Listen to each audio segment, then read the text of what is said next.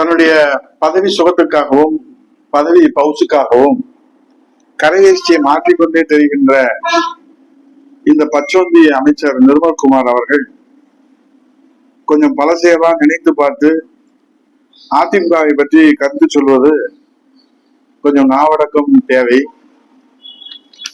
அனைத்து இந்திய அண்ணா திராவிட முன்னேற்ற கழகத்திற்கு இது கடைசி அத்தியாயம் என்று அண்ணா திராவிட முன்னேற்ற கழகத்துடைய ஆயுளை நிர்ணயிக்க இவருக்கு என்ன தகுதி இருக்கிறது என்று யோகியதை இருக்கிறது என்று நமக்கு தெரியவில்லை. அனைத்து இந்திய அண்ணா திராவிட முன்னேற்ற கழகத்தினுடைய ஆயுளை நீங்கள் நிர்ணயிப்பதற்கு முன்பாக நிர்மல்குமார் அவர்களே, உங்கள் பொது வாழ்க்கைக்கு நீங்கள் ஈடுபடுகின்ற அந்த வரலாறு தெரியாதவர்களுக்கு வேண்டுமானால் நீங்கள் புரிவது புதிதாக இருக்கலாம்.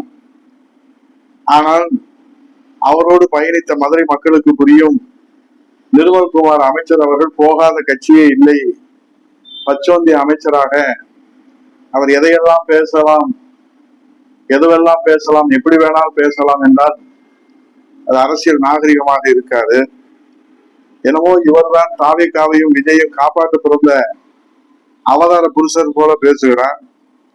இவருக்கு முன்னாலேயே ஆரம்ப கட்டத்திலே விஜய் மன்றத்திலே தம்பி தங்கபாண்டியன் போன்றவர்கள், தம்பி கல்லாணை போன்றவர்கள் எல்லாம் ஆரம்ப காலகட்ட விஜய் மன்றத்தினுடைய அந்த தம்பிகளோடெல்லாம் நாங்கள் 2011 அம்மாவுடைய தலைமையில அவர்கள் அண்ணா திராவிட முன்னேற்ற கழகத்திற்கு உழைத்த அண்ணா திராவிட முன்னேற்ற கழகத்திற்கு வெற்றிக்கு பாடுபட்ட அந்த தம்பிகளோடெல்லாம் எங்களுக்கு நெருங்கிய தொடர்புண்டு.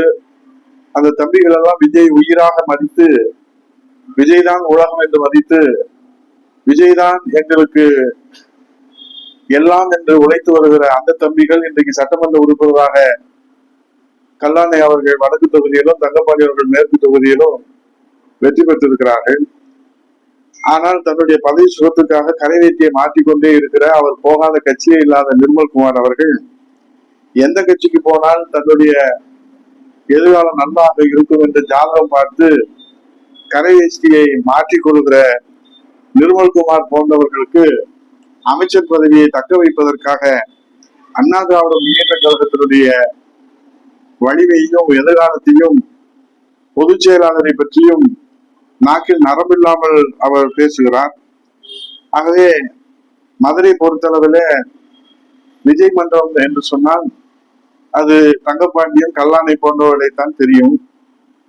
இவர் புதிதாக கட்சியிலே சேர்ந்ததோடு மட்டுமல்லாமல் தலைமை கழக நிர்வாகியாகவும் வந்து சட்டமன்றத்தில் போட்டியிடுவதற்கு வாய்ப்பும் பெற்று இப்போது 9 அமைச்சர்கள் முதல் பட்டியலில் இடம்பெற்ற அந்த ஆணவத்தில தன்னுடைய பதவி பவுசுக்காகவும் பதவி சுகத்திற்காகவும் சைரன் ஒளியோடு மதுரையை சுற்றி வலம் வருவதற்காகவும் எதை வேண்டுமானாலும் பேசலாம் என்று ஆணவத்திலே பேசுவது அரசியல் அநாகரிகத்தின் உச்சமாக இருக்கிறது. மாண்புமிகு அமைச்சர் நிர்மல்குமார் அவர்களே, உங்களுக்கு முன்னாலே அமைச்சர் பதவிகள் எல்லாம் பார்த்தவர்கள், அனுபவம் பெற்றவர்கள், உங்களுக்கு வயதிலே மூத்தவர்கள், ஏன் உங்களோடு கட்சி பணியில நீங்கள் எங்களோடு என்று வைத்துக் கொண்டாலும் சரி, நாங்கள் உங்களோடு வைத்துக் கொண்டாலும் சரி, பழசையெல்லாம் நீங்கள் மறக்காமல் இருக்க வேண்டும் என்பதை நினைவூட்டல் எச்சரிக்கையாக சொல்லுகிறேன். இன்றைக்கு வெஸ்ட் பெங்காலில மேற்கு வங்கத்திலே திரிணாமுல் காங்கிரஸ் கட்சின்னு ஒரு கட்சி, அது 28 ஆண்டுகளா இல்லாத அளவுக்கு 15 ஆண்டுகள் தொடர்ந்து ஆளுகிற கட்சியாக இருந்துச்சு. மம்தா பானர்ஜி அம்மையார் தான் முதலமைச்சராக இருந்தாங்க.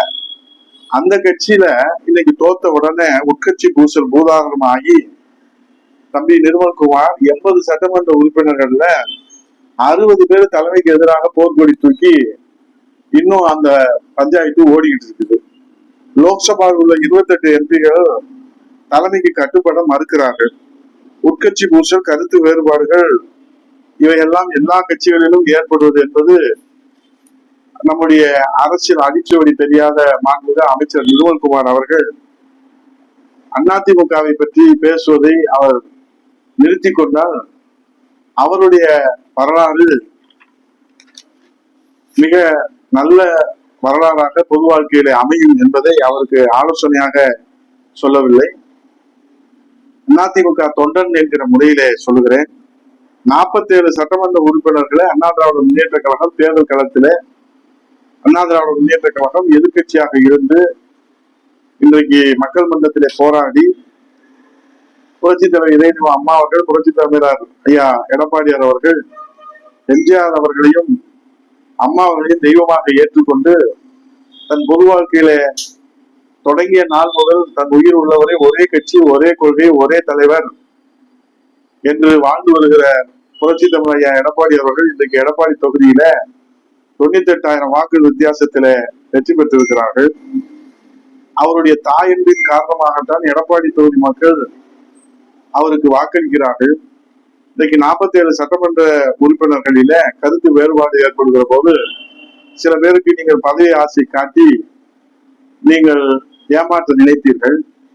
அதிலே 3-4 பேர்கள் ஏமாந்து போனாலும் மற்ற பேர்கள் எல்லாம் சுதாரித்துக் கொண்டு அம்மாவின் ஆன்மா, புரட்சித் தலைவருடைய ஆன்மா அவர்களை நல்வழிப்படுத்தி புரட்சித் தலைவர் எடப்பாடி அவர்களுடைய ஆளுமையின் காரணமாக, தாய் அன்பின் காரணமாக இப்போது அண்ணா திராவிட முன்னேற்ற கழகம் ஒன்றிணைந்து மீண்டும் வலிமையோடு இன்றைக்கு பிரதான எதிர்கட்சி கேட்காத கேள்வியை கூட புரட்சித் தலைவர் எடப்பாடியார் அவர்கள் தாவேக அரசுடைய குற்றங்களையும் இயலாமையும் இன்னைக்கு மின்சார வாரியத்துல டிஸ்பிக் காண போச்சுன்றாங்க. ஒரு வரலாறு இதுவரை ஒரு அரசினுடைய ஆவணம் காணாமல் போவது என்பது அவ்வளவு சாதாரணமாக நாம் கடந்து போக முடியாது. அப்படி ஒரு இயலாமையின் அரசை மக்களிடத்துல இன்றைக்கு தோலுரித்து காட்டிக் கொண்டிருக்கிறார்கள். மாண்புமிகு முதலமைச்சர் விஜய் அவர்களை போல சினிமா வசனம் பேசி மக்களை, தொண்டர்களையும் மக்களையும் ஏமாற்ற தெரியாது இந்த சாமானிய தலைவர் புரட்சித் தலைவர் ஐயா எடப்பாடி அவர்களுக்கு. அவருக்கு என்ன தெரியும்னா, மனதில் பட்டதை வெள்ளேந்தியா தொண்டரிடம் மக்களிடம் மறைக்காமல் பேசுகின்ற ஒரு வெள்ளேந்தி தலைவர் தான் தமிழகத்திற்கு கிடைத்திருக்கிற வரப்பிரசாதம். காலம் கண்டெடுத்த ஆளுமை.